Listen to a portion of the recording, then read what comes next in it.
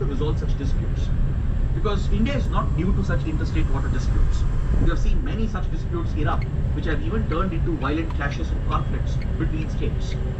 Take for example the Kaveri river dispute between Karnataka and Tamil Nadu. Like this, across the country there are multiple water sharing disputes. So if you look at the state list and the union list under Schedule 7 of the Indian Constitution, which divides the subjects, under Entry 17, water supply, irrigation, canal management, drainage, embankments, water storage and water power.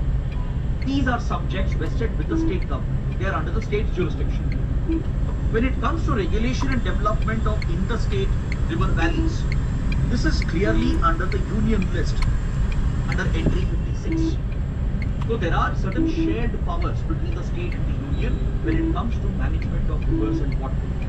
If it's an interstate river valley, the union government has a higher degree of control, but when it comes to water supply, irrigation, and water power, etc., these are state subjects.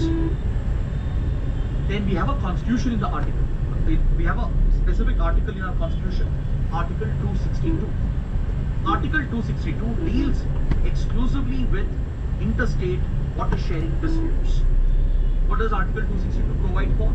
According to Article 262, the Parliament by law can provide for adjudication of any dispute in case of an interstate river. Accordingly, the Parliament has enacted the Interstate River Disputes Act 1956, which has been amended several times. Parliament by law can even keep these matters outside of the purview of the court. Because if the matter reaches the court, it turns into a litigation which can be hostile, which could increase hostility in the country between states, which could affect national integration. But despite this provision being present, courts have exercised their jurisdiction. Take for example how the Supreme Court took up the Kaveri dispute between Karnataka and Tamil Nadu. Even today, Karnataka, Tamil Nadu approached the Supreme Court despite the establishment of a tribunal, a dispute tribunal, to manage the Kaveri dispute between the two states. So under the Interstate River Water Disputes Act, a water dispute tribunal will be set up. And this tribunal, which comprises of experts and officials, will deliver a final award.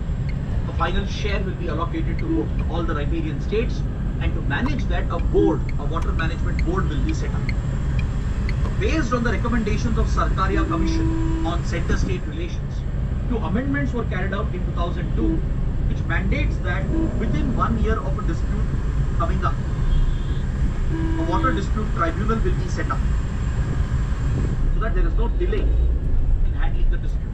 And within 3 years, the final award will be provided by the tribunal, which will be implemented.